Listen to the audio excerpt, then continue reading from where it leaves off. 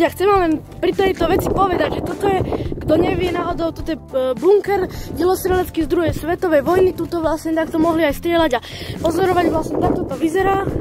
Takže toto je teda bunker, tam niekde dole ešte chodba som videl cez toto hore a takže tak. Teraz sa môžete pozrieť na výhľad.